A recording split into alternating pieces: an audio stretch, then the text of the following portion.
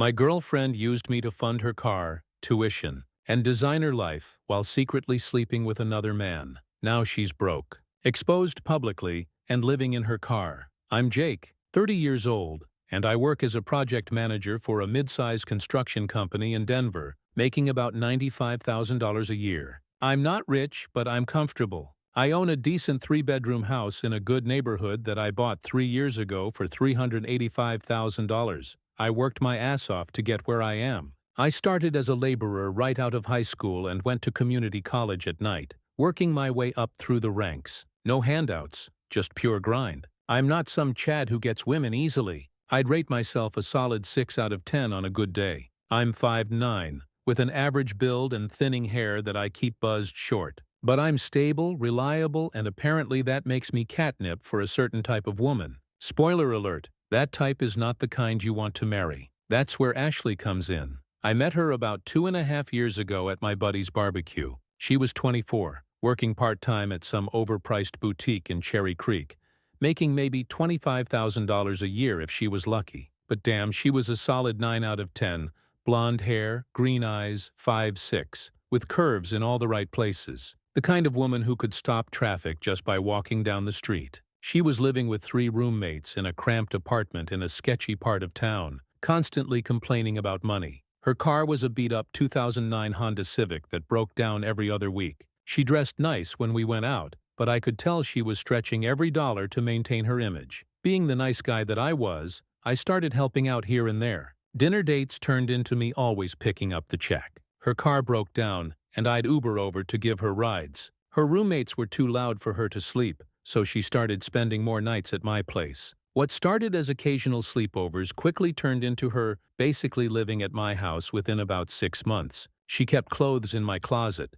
her makeup covered my bathroom counter, and suddenly I was buying groceries for 2 people, even though she wasn't contributing a dime to the household. But I was pussy-whipped and didn't care. Ashley knew exactly how to play me. She'd walk around in tiny shorts and tank tops, give me random sex when I got home from work, cook dinner occasionally using my groceries, and make me feel like I was dating a model. I thought I'd hit the jackpot. The first major red flag should have been when she started talking about wanting to get her master's degree in marketing. "Jake, I'm never going to make real money working retail," she'd say while painting her nails with $50 polish. "I need to elevate myself, but grad school is so expensive." DePaul University's MBA program cost $42,000 for the full degree. Ashley claimed she'd looked into financial aid, but didn't qualify for much because her parents made too much money, even though they weren't helping her at all. She'd sigh dramatically and talk about how she'd probably be stuck in retail forever because she couldn't afford to better herself, like a complete idiot.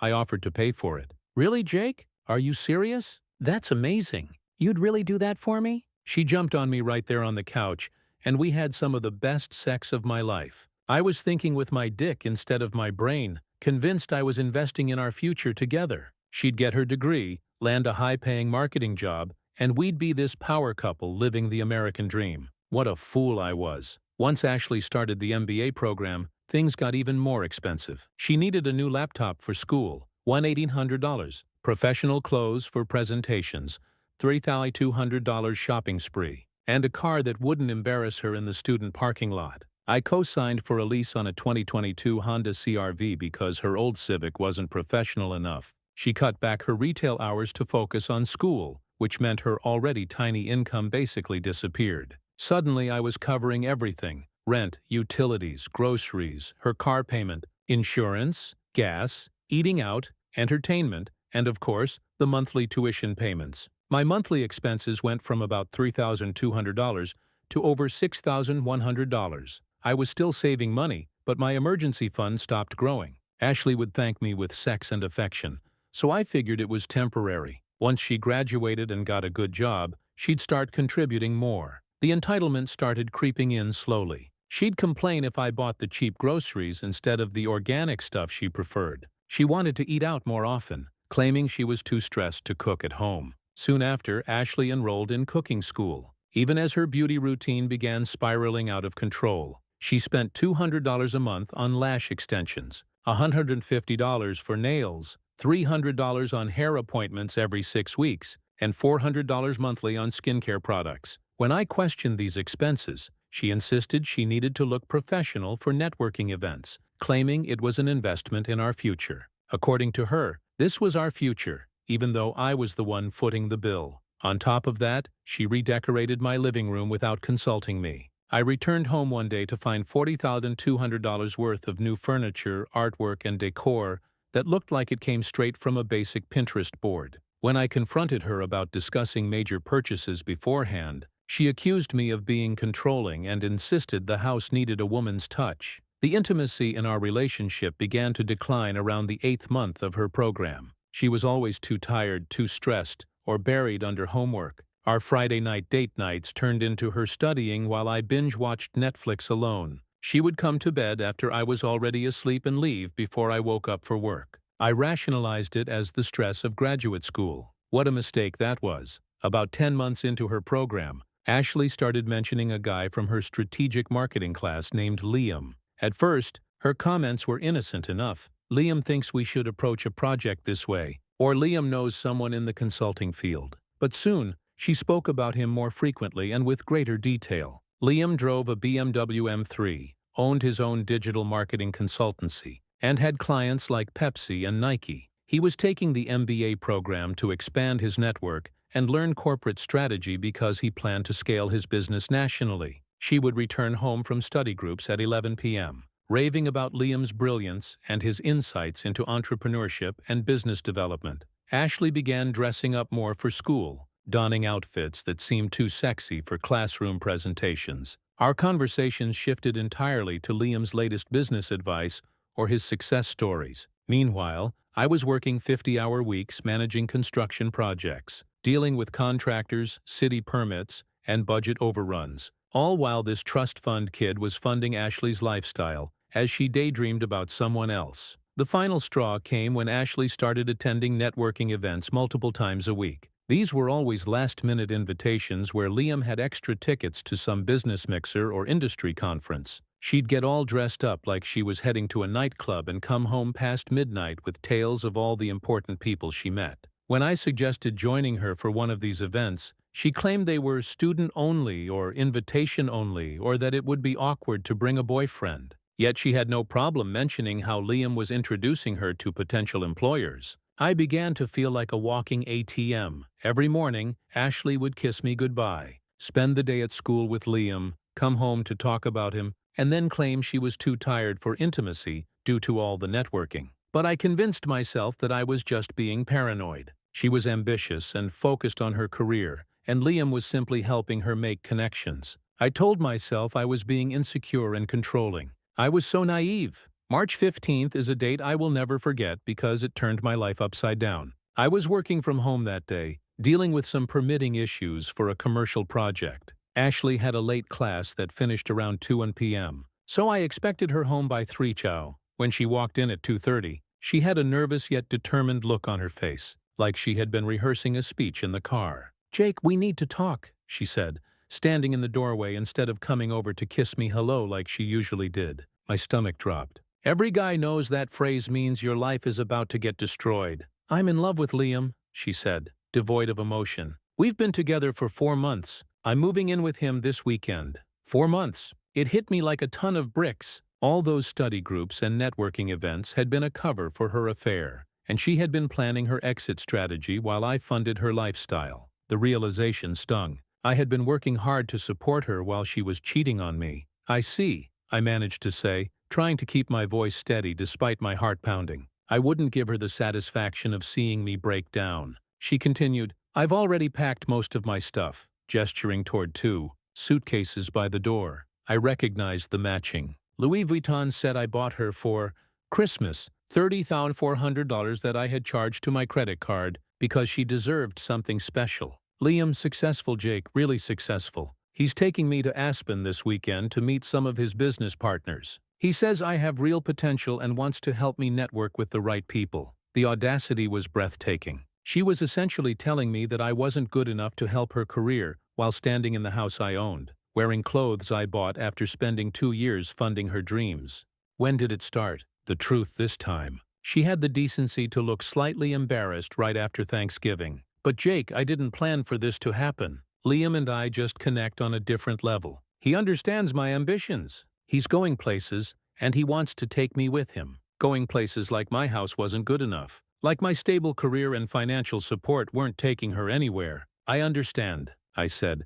I hope you two are very happy together. She looked surprised, like she expected me to beg or cry or fight for her. Maybe throw a tantrum and make her feel important. But I was already thinking ahead. She'd made her choice. Time to deal with the consequences. That's it? She asked. You're not even going to fight for us? What's to fight for? You've been cheating on me for 4 months. You're in love with someone else. You're moving out. Seems like you've made all the decisions already. Jake, I thought you'd be more upset. I'm processing right now. I'm just trying to understand the timeline. She shifted uncomfortably. Liam will be here around 6 hours to help me move the rest of my stuff. That's fine. I'll make sure to be out of the way. What I didn't tell her was that I'd be using those few hours very productively. She'd blindsided me, but that didn't mean I had to just take it lying down. First, I made a list of everything I was paying for. Her MBA tuition, $42,000 total, about $28,000 already paid. Her car lease, $420 per month. Her car insurance, $180 per month. Her phone bill, $85 per month. Her health insurance through my employer, $240 a month. Groceries, utilities, and household expenses, approximately $800 per month. Her credit card, she was an authorized user, approximately $200 per month. Average miscellaneous expenses like dining out, entertainment, her beauty routine, approximately $1,000 per month. I was essentially funding a $4,000 a month lifestyle for someone who just told me she'd been cheating on me for a third of our relationship. But here's the thing. I'm not an emotional guy. I'm a project manager. When there's a problem, you assess the situation, make a plan, and execute it efficiently. Emotions can come later. Ashley thought she was trading up from a stable guy making $95,000 to some hotshot entrepreneur with major clients. She was betting that Liam's success would replace my financial support. That was a risky bet, and I was about to make sure it didn't pay off. My first call was to Deep's financial aid office. Hi, this is Jake Morrison. I need to speak to someone about Ashley Rodriguez's tuition payment plan. After being transferred twice, I got the financial aid director on the line. I explained calmly that Ashley and I were no longer together, that I was the third-party guarantor on all payment plans, and that I needed to withdraw from any future obligations immediately. I'll honor the current semester since it ends in 6 weeks, but I'm formally withdrawing from summer and fall semester payments, I said. Please send me written confirmation. They needed 48 hours to process the paperwork, but confirmed that as the guarantor, I had every right to withdraw. There was no legal obligation to continue paying once the current term ended. Next, I called my credit card companies. Ashley was an authorized user on my American Express and Chase cards, the ones she used for her shopping sprees and beauty appointments. I removed her from both accounts immediately. Then I called my car insurance company and removed her from my policy. She was driving the CRV that I co-signed for, but if she wasn't living here anymore, she needed her own insurance. I also called my cell phone provider and removed her line from my family plan. If she wanted to stay in touch with Liam, she could get her own phone bill. Then I changed every password she might know. Netflix, Amazon Prime, Spotify, Hulu, even the Wi-Fi password. If she wanted entertainment at Liam's place, they could pay for their own subscriptions. But I wasn't done. Ashley had left behind about half of her wardrobe, all the expensive items I'd bought her over the past 2 years. Designer jeans, Lululemon workout clothes, the $600 boots she absolutely needed for winter, countless tops and dresses from Nordstrom and Anthropologie. I loaded them up. I packed everything into garbage bags and drove to the nearest Goodwill, donating every single item and making sure to get receipts for the tax write-off. If she wanted her clothes back, she could go thrift shopping. The final touch was having a locksmith come change all the locks. It cost me $240, but it was worth every penny for the peace of mind. By 5:30 p.m., Ashley's new reality was locked and loaded. Ashley came back around 5:45 with Liam in tow. I watched from my bedroom window as they pulled up in a beat-up 2018 BMW 328i with a dented bumper and mismatched rims. Not exactly the M3 she'd been bragging about. Liam looked exactly as expected. A tall, skinny guy with a man bun, wearing a suit that probably cost more than he could afford. The kind of guy who says, "Let's circle back on that" in casual conversation and thinks he's sophisticated for drinking craft beer. They loaded her suitcases into his car along with a few boxes of random stuff. I noticed Ashley trying her key in the front door, then looking confused when it didn't work. She knocked, and I went downstairs to let them in. "Hey Jake, this is Liam," she said awkwardly. Liam stepped forward with his hand out. "Nice to meet you, man. Ashley's told me a lot about you." "I bet she has." I shook his hand without saying anything. "Jake, my key doesn't work," Ashley said. "I changed the locks." "Why would you do that? You don't live here anymore." She looked hurt, as if this was somehow unexpected. "I just need to grab a few more things from upstairs." "What things?" "My clothes, my makeup, some jewelry." "Already donated the clothes. Your makeup is in a box by the door." "What jewelry?" "My earrings, the necklace you bought me for my birthday, my rings. Those were gifts." "They're yours." I went upstairs and came back with a small jewelry box. "Here." She opened it and started looking confused. "Where's the Cartier bracelet and the Tiffany necklace?" "Which Cartier bracelet?" "The one you bought me for Valentine's Day? It costs like $1,500. "Oh, that one. I returned it." Her face went white. "You can't return jewelry after 2 months. You can if you keep the receipt, and the store has a good relationship with you as a customer. Turns out they're very understanding when you explain that your girlfriend was cheating on you." Liam was starting to look uncomfortable. "Maybe we should just go, Ash."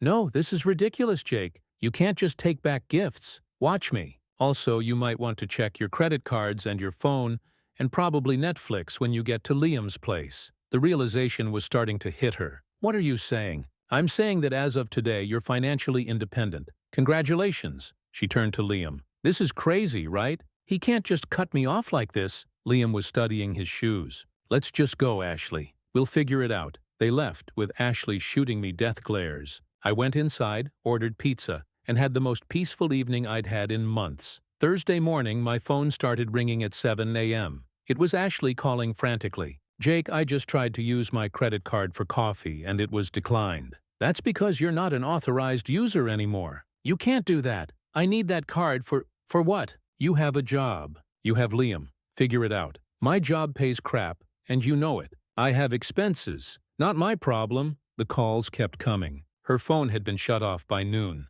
Apparently, she had never paid attention to when the bill was due. She called from Liam's phone, from random numbers, and even had the nerve to call my office. Friday afternoon, she showed up at my door looking frantic. I could see Liam's car in the driveway, but he stayed in the driver's seat like a coward. "Jake, please. We need to talk." "We are talking. I got a notice from DePaul about summer tuition. They said you withdrew from the payment plan." "That's correct." "You can't do that." "Actually, I can do that." "And I did." "This is insane. You're destroying my future over a relationship." "No, you destroyed your future when you chose to cheat on me with Liam. I'm just not paying for it anymore. Liam and I will figure out the tuition. But I need my credit cards back. I have bills." "What bills?" "You don't pay rent. You don't pay utilities. Your phone is on Liam's plan now, right?" She looked trapped. "I have expenses. Personal stuff." "Like what?" "My lashes, my nails, my hair appointments. I can't just stop taking care of myself." The entitlement was breathtaking.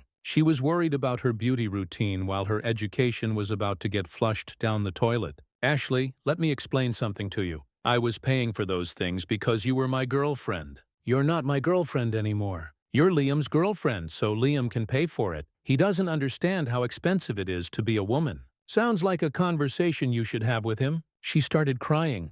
Real tears, not the fake manipulative kind. "Jake, please." "I made a mistake. A huge mistake. Liam isn't what I thought he was." Now we were getting somewhere interesting. "How so?" "He said he owned a consulting business with major clients. But Jake, he rents a studio apartment in Capitol Hill with a roommate. A shit roommate. He drives his mom's old BMW and works for some tiny startup making maybe $40,000 a year." He lied about everything. The irony was perfect. She'd left me, a guy with a stable career, my own house, and enough money to fund her lifestyle, for some wannabe entrepreneur who was making less than she did at the boutique. That sounds like a Liam problem. I can't stay at his place anymore. His roommate is some weird gamer guy who walks around in his underwear. There's no privacy, no space for my stuff. It's disgusting. "Where are you staying?" "In my car." I almost felt bad for her. Almost. "Ashley, you made your choice. You spent 4 months planning your exit strategy. cheating on me while I paid for your entire life. You chose Liam over stability. You chose excitement over loyalty. You chose to blow up a good relationship for some fantasy that turned out to be shit. Those are your choices, and these are your consequences. Please, Jake, I'll do anything. Anything except be faithful, apparently. She left crying. Liam never even got out of the car. Over the weekend, Ashley's entire family started calling me. Her mom, her sister, her aunt, even her dad, who I'd met exactly twice in 2 years. Jake, you can't abandon Ashley like this, her mom said when she called Saturday morning. She made a mistake, but she's learned her lesson. Mrs. Rodriguez, she didn't make a mistake. She made a deliberate choice to cheat on me for 4 months while I paid for her education and lifestyle. She's our baby girl. She's confused and scared. She's 24 years old, not a baby. And if she's confused, maybe she should have thought about that before she decided to chew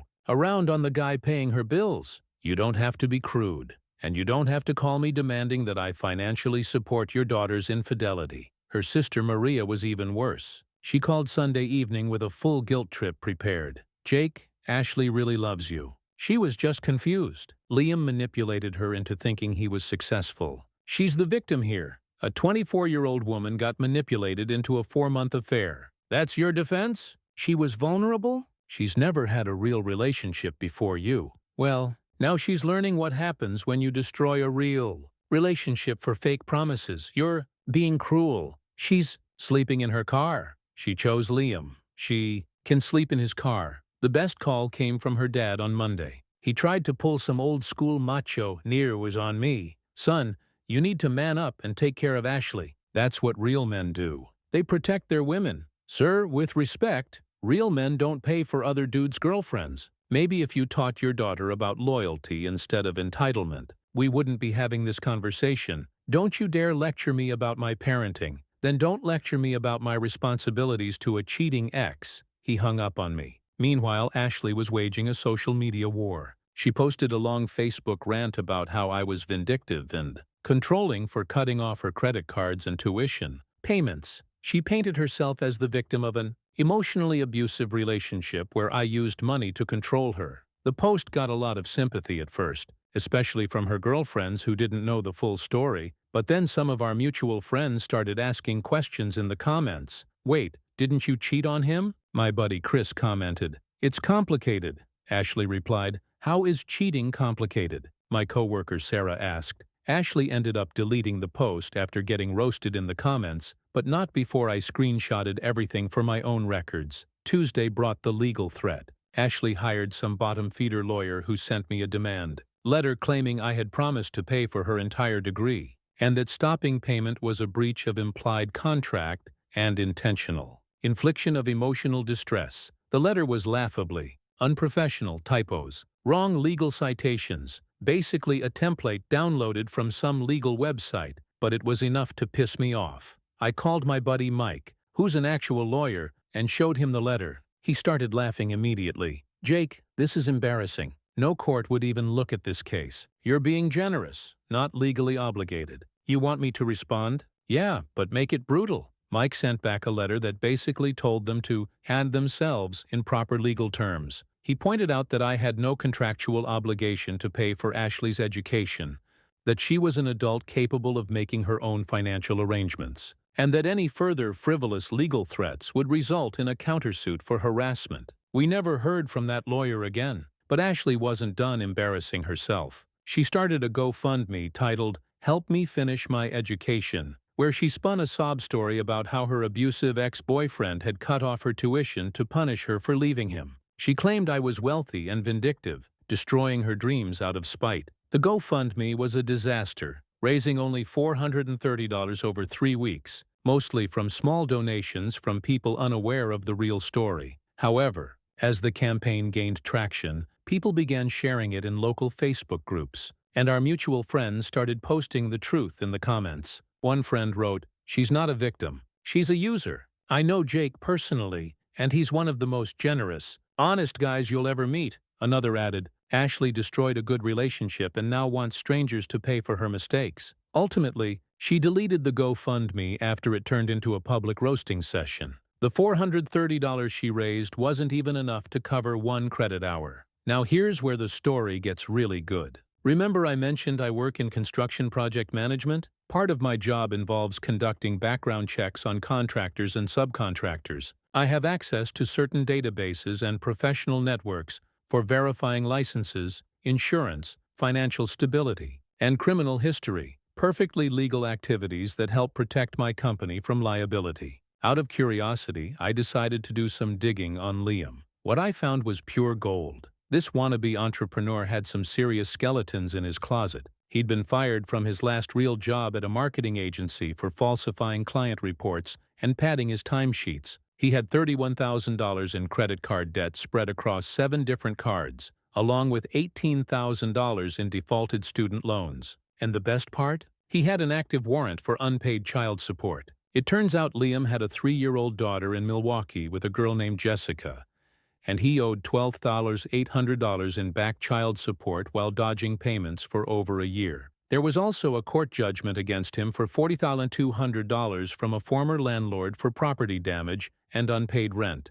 But wait, it gets better. The consulting business he bragged about was just an LLC that existed only on paper, never filed taxes, never had any reported income, and no business licenses or permits. The startup he was actually working for was one of those sketchy MLM supplement companies where he was basically a door-to-door salesman trying to recruit people into his downline. The BMW he drove was registered to his mother. He was driving mommy's hand-me-down and telling people it was his. I had court documents, employment records, financial judgments, and even photos of the child support warrant. This guy wasn't just broke. He was actively running from his responsibilities and lying about everything, so I did what any reasonable person would do with this information. I compiled it all into a neat package and created an anonymous email account. The subject line was simple: information about your boyfriend. Liam. I attached everything: the court documents, employment termination records, photos of his baby mama and kid from her Facebook page, and the business registration showing his LLC had no activity. Even the lien on the BMW demonstrating it belonged to his mother. The email was just one line: thought you should know who you're really living with. I sent it to Ashley's Gmail on a Thursday afternoon, and then sat back to wait. Friday morning, my phone rang at 6 a.m. It was Ashley, completely hysterical. Jake, please. I messed up so bad. Please help me. What's wrong now, Liam? He's not who he said he was. He has a kid. A kid, Jake? He never told me he had a kid, okay? And he's broke. He owes thousands in child support. He got fired from his last job for lying. His business is fake. Everything is fake. I tried to sound surprised. How did you find all this out? Someone sent me documents, court papers, and employment records, along with pictures of his daughter. Jake, I'm living with a deadbeat dad who's been lying about everything. That sounds really tough, Ashley. It gets worse. When I confronted him about it,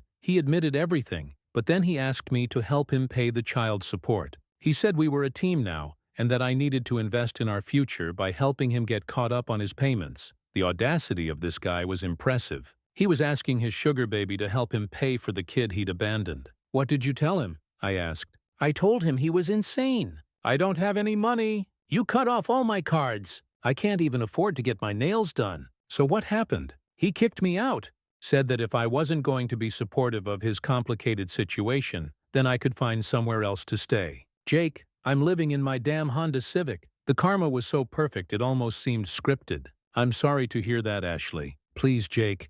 I know I don't deserve it, but can I please just stay on your couch for a few days? I'll pay rent. I'll do whatever you want. I'm sleeping in a parking lot behind a 7-Eleven. This was the moment I'd been waiting for. She was completely broken down, desperate, with nowhere else to turn. Time for the nuclear option. Ashley, let me make sure I understand the situation. You cheated on me for 4 months while I paid for your entire lifestyle. You left me for a guy you thought was rich and successful. You had your family harass me. You tried to sue me. You started a public fundraiser calling me abusive. And now, after your fantasy boyfriend turned out to be a broke deadbeat with a secret kid, you want me to rescue you? I know. I was stupid. I was selfish. I messed up everything. But I learned my lesson. I swear, what lesson is that? That I had it good with you. That I threw away the best thing in my life for some loser who lied to me about everything. That I'm a terrible person who doesn't deserve your help.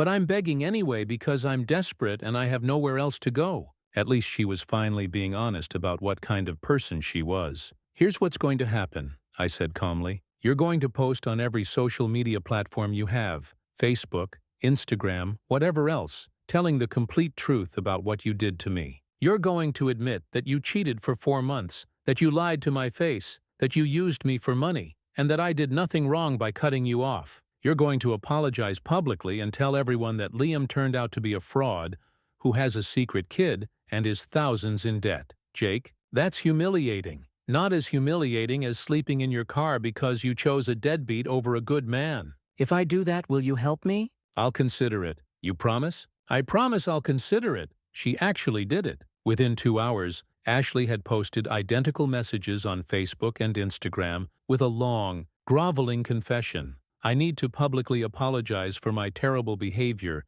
and set the record straight about Jake Morrison. For the past few months, I've been spreading lies about him being controlling and abusive. But the truth is that I'm the one who behaved horribly. Jake supported me financially for over a year, paying for my MBA tuition, my car, my living expenses, everything. He was nothing but generous and loving to me. In return, I cheated on him for 4 months with a classmate named Liam, who I thought was successful and wealthy. I lied to Jake's face every single day while he was working hard to support my dreams. I planned my exit strategy while he was paying my bills. When Jake found out, he rightfully cut off all financial support. Instead of taking responsibility for my actions, I tried to paint him as the villain. The truth is that Liam lied about everything. He doesn't own a business. He's broke. He has a secret child he doesn't support. And he's thousands in debt. He used me just like I used Jake, except Jake actually had the means to support me and chose to do so out of love. I destroyed the best relationship I ever had for a fantasy that lasted less than a week once the lies came out. I am completely in the wrong here. Jake is a good man who deserves better than what I put him through. I'm sorry for lying about him publicly, and I'm sorry for taking advantage of his kindness. I'm posting this because I owe him a public apology, and because people deserve to know the truth about what really happened. The comments were absolutely brutal. Our mutual friends, her co-workers, even people I didn't know were roasting her in the replies. Finally, some honesty from you, Ashley.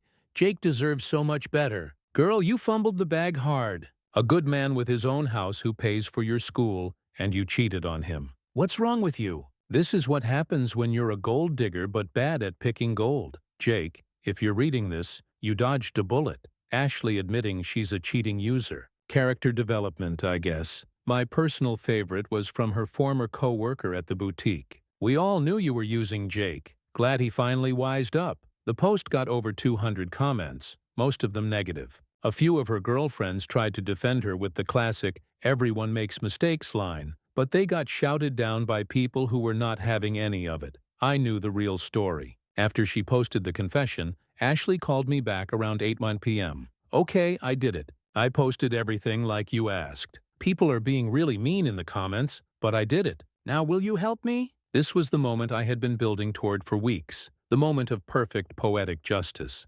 Ashley, I appreciate you finally telling the truth about what happened. It took a lot of courage to admit publicly that you're a cheating, lying user who destroyed a good relationship for a fantasy. So, you'll let me stay at your place? No. Silence. What? I said I'd consider helping you if you posted the truth. I considered it. The answer is no. But I did what you asked. I humiliated myself. I told everyone the truth. You told everyone the truth because it was the right thing to do, not because I asked you to. You should have done that months ago instead of trying to destroy my reputation. Jake, please. I have nowhere to go. I'm living in my car. You made your bed with Liam. Now you get to lie in it alone. This is cruel. I apologized. I admitted I was wrong. You apologized because you're desperate and homeless, not because you actually feel bad about what you did. If Liam had turned out to be rich, you'd still be with him, and you'd never have admitted to anything. That's not true. Ashley, if I gave you a time machine right now and let you go back to Thanksgiving, would you choose not to cheat on me, or would you just be smarter about picking your affair partner? The long pause told me everything I needed to know. That's not fair. That's exactly what I thought. You're not sorry you cheated. You're sorry you got caught. You're not sorry you lied. You're sorry the lies didn't work out. You're not sorry you used me. You're sorry I stopped letting you use me, Jake, please. I'll do anything. I'll sign a contract saying I'll pay you back. I'll get a job and give you half my paycheck. I'll clean your house. I'll cook for you. I'll do whatever you want sexually. Please just don't leave me on the street. And there it was, the final offer. She was willing to prostitute herself to get back into my house and my wallet. Ashley, I wouldn't take you back if you were the last woman on earth. You've shown me exactly who you are, and I believe you. You're a user, a liar, and a cheat. You add nothing to my life except drama and expenses. Fine, fine. And expletive you, Jake, you're going to regret this. When I get back on my feet, you're going to see what you missed out on. I'm sure I will. Good luck with everything. I hung up and blocked her.